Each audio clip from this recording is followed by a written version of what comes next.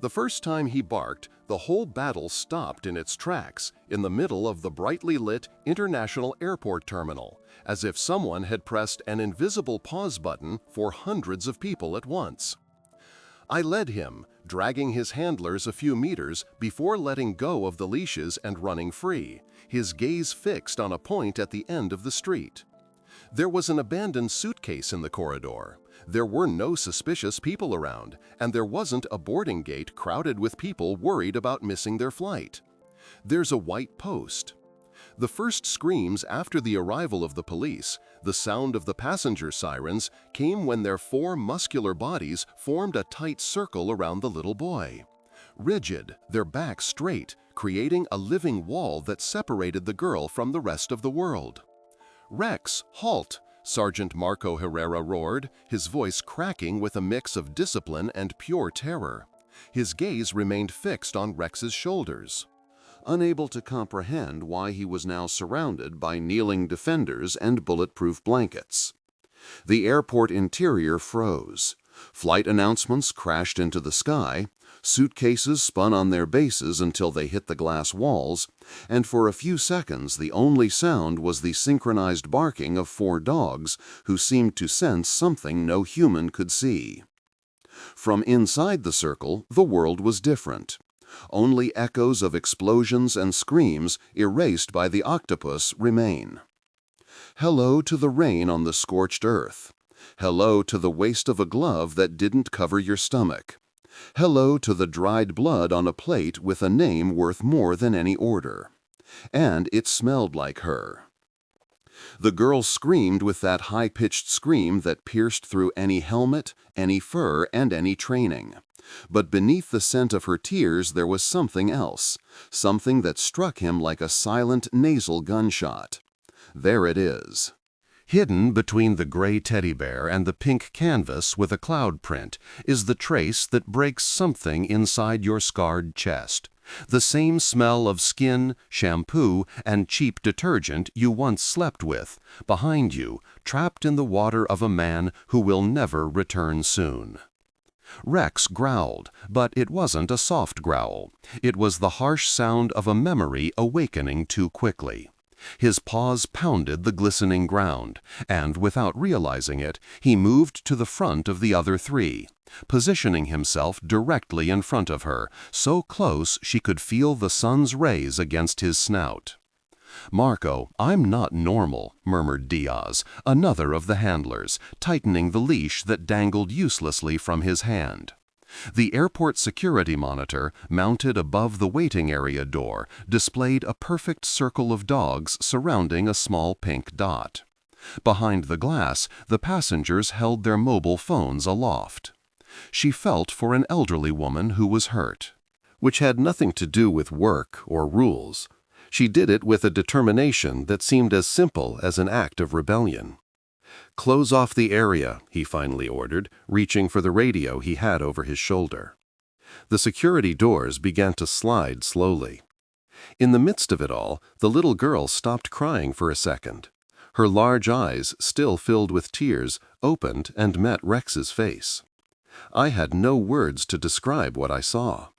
The little girl, Sophia, though she was still in the terminal and knew it, gripped the stuffed animal even tighter. Her siblings were frightened, not only by her barking, but because a few minutes earlier an unfamiliar voice had said that she was staying put, not moving, and that "I'll be right back, my love," before disappearing into the crowd. "I'll be right back" had stretched out like bitter chewing gum. People passed by their surroundings like a cold river. And then the barking began. Sophia thought that someone had finally come looking for her, even though they had run away from the dogs. But when I saw the thick necklaces, the shawls with letters I couldn't read, and the enormous languages peeking out from between the white collars, I felt my heart leap into my throat. If it stops against the column, letting its legs bend until its wheels touch the shiny ground.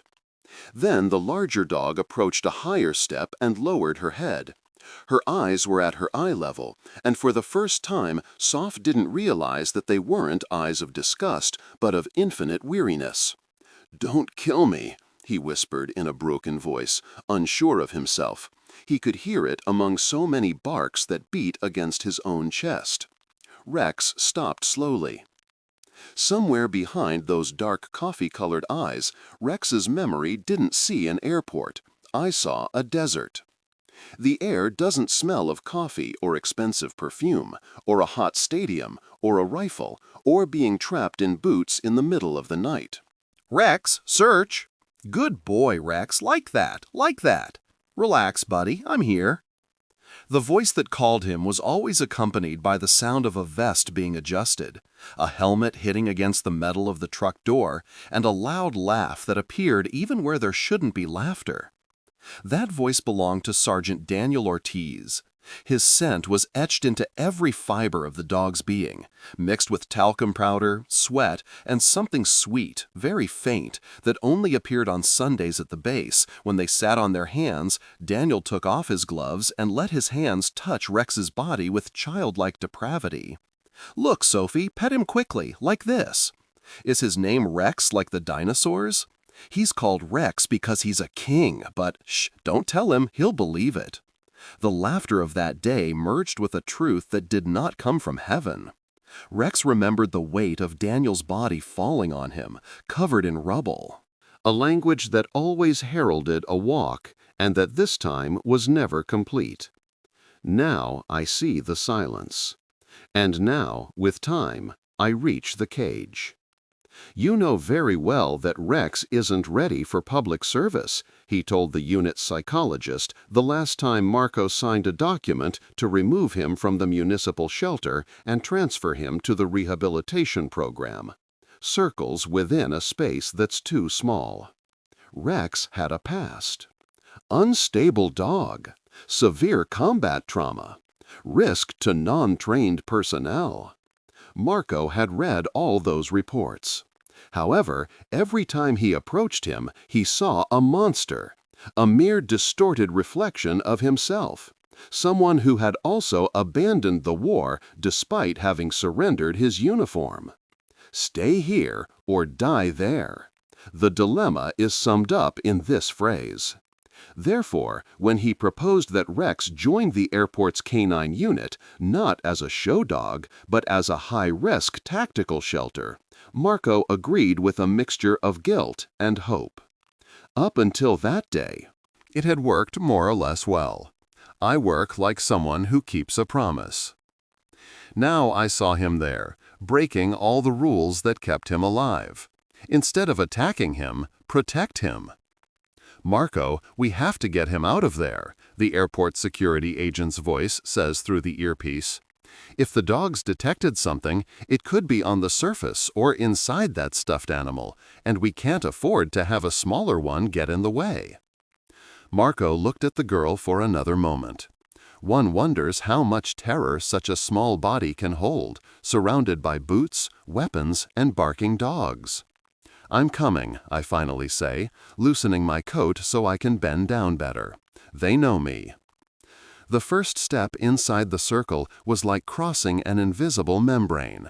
The sound of the airport was barely audible, as if someone were turning down the volume of everything that didn't breathe or bark. The dogs looked at them, one by one. If they take you away, I won't be able to go in and talk to them, he muttered, more to himself than to Marco. Marco raised his hands outside the room, showing them his palms. "Relax, guys, it's me," I said in a low, modulated voice, the same way they calmed them during the storms and cryptic tremors that occasionally shook the airport hangars. "Rex, buddy, look at me." Rex took a long time to move. He wasn't paying much attention to her, as if he were afraid that if he saw her for one less second, someone would snatch her away. When I heard Marco's voice, his right ear was twitching. Marco saw something he didn't expect: fear. Not fear of the surroundings, not fear of the shouting, not fear of the weapons. I'm afraid of losing something I just found. "That's right, Rex," I whispered. "No one will touch her, okay? Let me help her." The girl looked at her with eyes reddened by her love. "Will you take me?" she asked. The words hit Marco like stones in the stomach. I don't know why. But the phrase, "my daddy," resonates more strongly in his head, touching someplace where he is. Another daddy is stored in a military information section. He crouched down to their level, being careful not to cross the line of canine bodies that also marked a clear boundary. "Sophia," I answered, and when I decided on her name, her voice broke as if it had been detached from a distance. "I have 4. Rex made a low sound, something between a moan and a sigh. Marco heard it and felt something in his chest. "Okay, Sophia," I say, "I'm Marco, and these are my children, some very special dogs. If they were scared by something, that's all." To the Telekuch. "What should I say, Sophia?" he asked cautiously. The little girl looks at her doll, stroking a detached ear. "My daddy," I say, "says it looks like a dog he had when he was a soldier." Marco's world is a bit corny. Soldier. The word hangs in the air between them. Suspended like a shadow, illuminating corners no one wants to see. From that moment on, the airport ceased to be just a scene of crisis for Marco. It became a distorted echo of a recent report he thought was filed away forever. There was a very familiar file, that of Sergeant Daniel Ortiz, who died in the line of duty during a road-clearing operation in a conflict zone. His body was recovered with the help of his canine dog, the only survivor of the team near the epicenter of the explosion. In it, there is a brief mention. He leaves behind a widow and a 1-month-old baby, Sophia Ortiz. Marco fixed his eyes on the girl again. "You need to bring the radio to your mouth." "I need someone to search the database immediately," I say, trying to maintain a professional tone of voice. The response was delayed. The systems couldn't slow down to the speed of a heart that immediately runs after ghosts. Meanwhile, the dogs remained motionless. The man who had left Sophia by the column now covered his eyes with a low hat and a dim flame that did not correspond to the cooling of the air conditioning, to the blind spots of the distracted guards. It wasn't the first time at that airport. It wasn't the first time another person was used as an unwitting shield. Curse. Everyone felt helpless on the plane. The suitcase next to the toilet wasn't the problem. Instead, it would distract from the security aspect if things went wrong. But powerful enough to cause panic without needing to explore it thoroughly. Chaos recorded from all angles. I never considered an unpredictable factor, the memory of a dog. I heard about most in the present. For Rex, it wasn't an object. It was a mixture of smells: old cotton, small hands, fresh grime, and beneath it all, a metallic, chemical aroma, similar but not the same as the explosives he had learned to identify among rubble, cars, and houses. That smell burns the skin. We must remember the sirens, the screams, the frightened hands trying to lift bodies that didn't weigh the same. Years of the same blood that once splattered when they tried to pull Daniel away from the fire.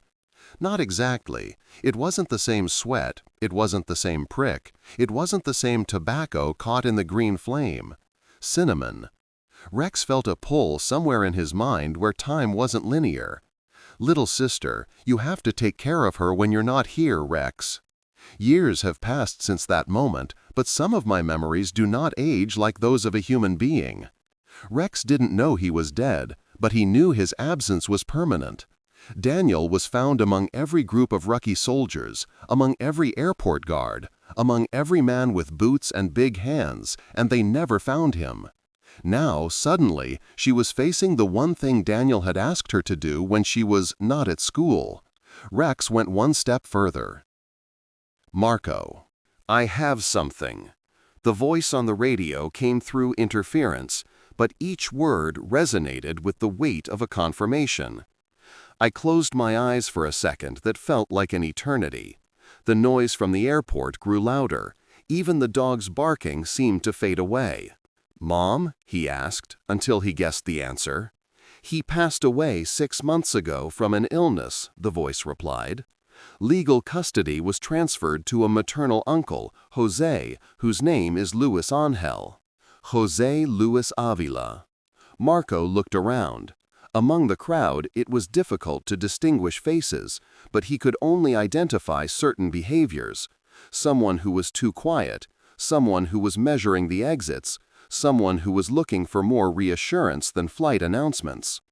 We must assume that this girl is at the center of something bigger, I say, more to her colleagues than to the radio. Sophia watched him with eyes that seemed too bright for her age. "Did you find the myth?" she asked, wiping her nose with her burning sleeve. Marco felt something naked in his throat. "First, let's get this out of here, okay?" I say. "Now let's talk to everyone." Rex slowly extended his hand toward her. He tensed his muscles, but did not attack. "Me, partner," I whispered. The implicit mention of Daniel hung between them. Rex was merely the head, as if he had accepted a peace treaty. Marco touches Sophia's shoulder. The alarm sounds from the other end of the terminal. A sharp beep followed by an automated message. "If a suspicious object has been detected in the restroom area, remain calm and follow the instructions of authorized personnel." The chaos multiplied. Diaz swore. "This must be the suitcase," I said. "It's distracting us." Marco didn't need to explain it. He took enough confidence for us to recognize a touch of humor, a visible threat to conceal something more subtle. Her gaze inevitably returned to the gray teddy bear. "Nobody—" "Get closer to that bone," he ordered in a voice as firm as a gunshot. "Rex, what's the date?" Rex growled softly, as if he were fighting his instincts. "You," whispered Marco, as if the dog understood every word. I turned the radio back on. "This is Herrera," I said. "I confirm that there can't be any device inside a stuffed animal. I request the deactivation team." The words "device" and "girl" in the same sentence made more than one of the officers around her swallow hard. But I don't have time to control the horror. I have something to do. For Sophia, it all comes down to simple sensations. "I'm going to carry you, okay?" I say to Marco, crouching down. "Nothing will happen to you." She hesitated. I looked at the teddy bear in your arms. "In the end," I said, "it's the last thing I'll say to my dad." Marco felt that sentence take his breath away. If he had really been there, he was the last person his father had spoken of, since someone else had used him to hide something that could kill her. "I promise I won't stop there," I say, choosing each word as if I had stepped on glass. The girl pressed her lips together. Her eyes filled with fresh tears. "And what if you regret it?" he whispered. Marco thought about how many things this girl regretted in her life, too many for 4 or 5 years. "I'll be with you all the time," I replied, "and Rex is too." Upon hearing the name, Sophia looked at the large dog. It was a gentle touch, almost a caress, enough for Soph to feel she wasn't alone. Slowly roast the teddy bear. The tenderness with which a newborn is received. Rex remained where he was, but every muscle in his body was still connected to the girl by an invisible thread. In a makeshift room behind security curtains, the experts opened the stuffed animal that was on a metal table. "It's not just a tracker," one of them murmured. Without caring about anything, Sophia had approached and was hugging a small bomb lodged in her heart. Marco watched the scene with his fists clenched. What he now possessed was the testimony of the girl and the evidence that was on that table. When she left the room, Rex remained in the same position, as if he had been there a long time. Soph was sitting between his front paws, his back resting on his bare chest and his toes digging into his fur. When I saw him approaching without the teddy bear, the little girl's eyes widened. "Did they break it?" she asked, her voice barely audible. Marco hurried to stand in front of her. We had to open it, I said. Sophia frowned. My daddy wouldn't hurt me. Not you, Daddy, Marco replied, swallowing hard. But there are people who use the good things we're given to do things. The girl lowered her gaze. Her fingers gripped Rex's fur. Now I have nothing, he whispered. The silence that followed weighed more than any siren. Marco searched for something to help him decide, but his words ended up oscillating between desire and pain. Rex was the first to respond. Not with words, but with actions. He moved quickly, bending his legs until he was standing on the ground, adjusting his body so as not to fall, practically hugged by his chest and hips. Sophia let out a small gasp of surprise. The dog tilted her head and pressed her front part against Sophia's. Old and broken inside Rex, he found a place to fit in again. Protocols know nothing about souls. They know about forms, companies, chains of custody, and evidence on labels. For the next few hours, the airport functioned as both an operations center and the set of a movie no one wanted to be a part of. Interrogations, judicial searches, brief chases of innocent bystanders, and press teams trying to escape from where they had no business being. The man wearing the hat was located thanks to a camera that was sticking out towards him through a service door. Challenges, bad decisions, the offer of easy money in exchange for taking care of her niece and getting on a plane with a manipulated stuffed animal. But at that moment, for Sophia, it all came down to a few people in a small room in the airport security office. Rex was trapped at her feet. Sophia, my love, the psychologist says in a sweet voice, holding a day and a crayon, can you tell your family? The girl stared at the blank sheet of paper. Her hand moved slowly, getting used to a pencil that didn't look like a teddy bear or a grimace. A large one with a kind of helmet. Then I brought another, smaller figure with a long coat. Then he hesitated. He looked at Rex. He looked at Marco. With the colored pencil, he added a third figure next to the smallest one. That's my daddy, I say, pointing at the helmet figure. That's my mommy. Her fingers slid to the drawing of the dog. And this is what I think is my daddy's dog. Marco felt his vision blur. His mind suddenly stopped, startled. Did your dad mention his puppy? She asked gently. Sophia, I tell myself that Rex was his name, like a dinosaur, and that he was very valuable. Her fingers, stained with crayon, sank once more into the royal coat of her feet. There's nobody in the room, so I don't say anything for a few seconds. Official decision took less time than expected. Child Protective Services issued an immediate order. Sophia will not return to her. Meanwhile, her legal situation is being resolved, and she has been placed in temporary custody at a foster home near the military base where she serves her priest. Marco listened to the verdict with his jaw clenched. He knew that, for a child who had lost so much, another unfamiliar home could feel like a new abandonment. That night, however, fate played a card that no one had in their hands. The military base organized a small impromptu ceremony. There was no band or long speeches, just a handful of guards, a couple of retired officers, and a tired-eyed woman wearing a laminated photo of a uniformed man on her chest. It was Emily, Daniel's widow. After her husband's death, she lived trying to rebuild a life that was crumbling amidst myths and memories.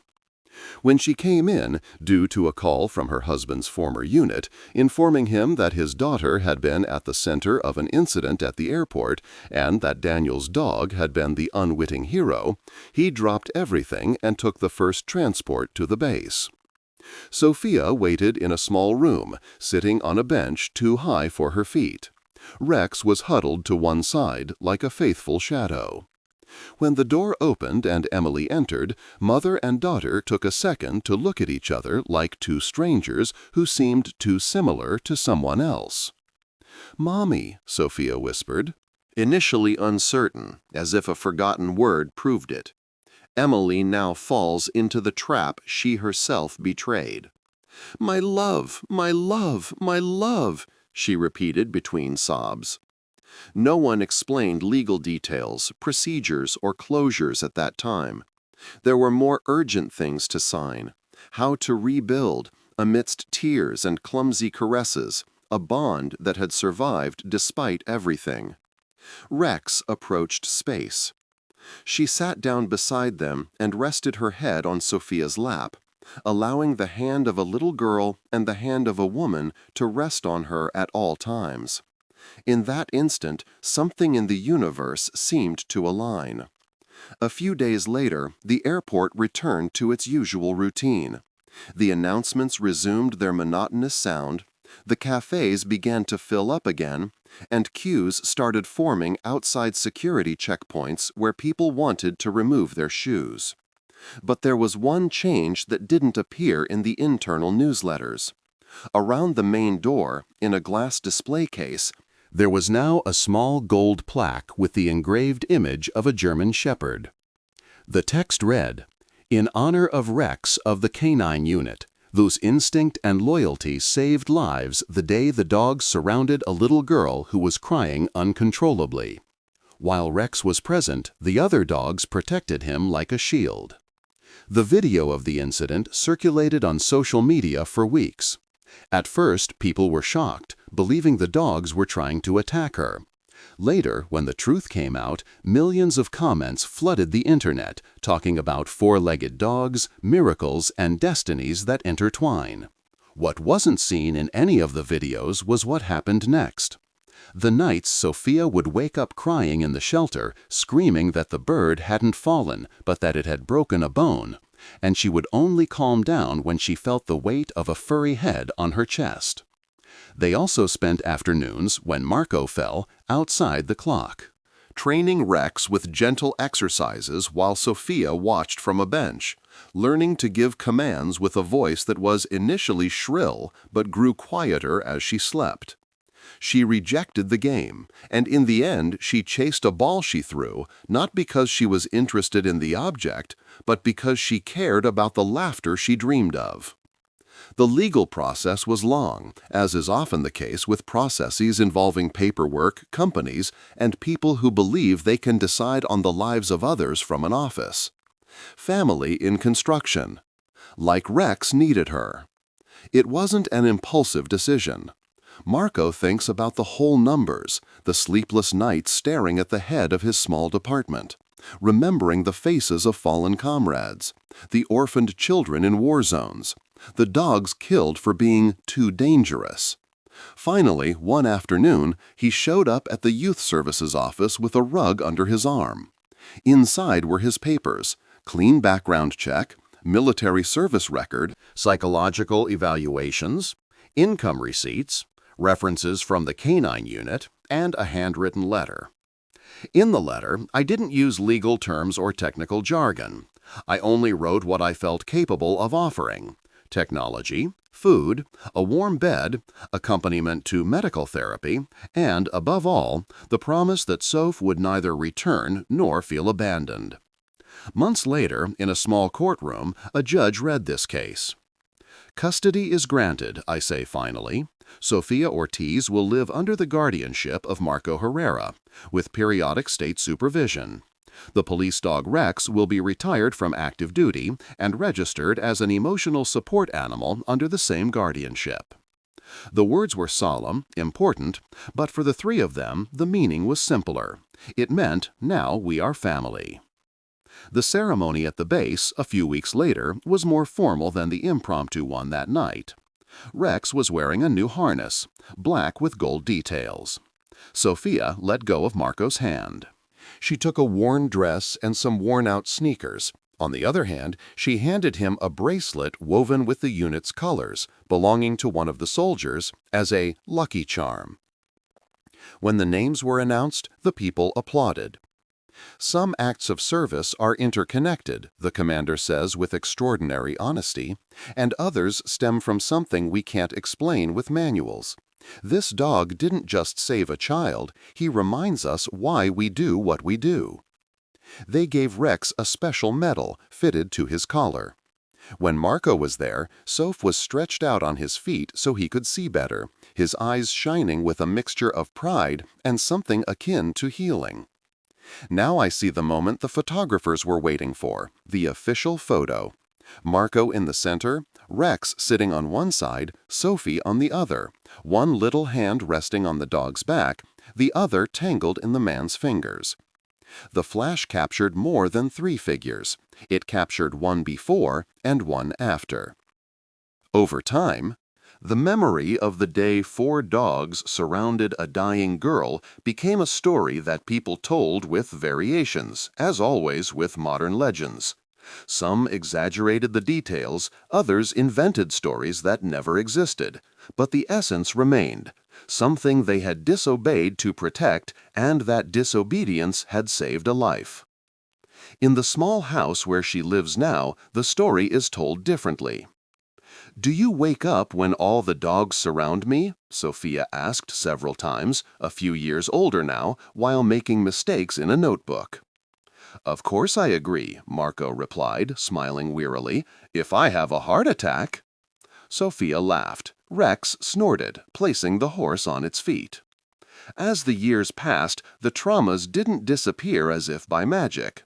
There were times when Soph would come home from school with a lost look in his eyes, remembering some cruel joke about not having a normal family.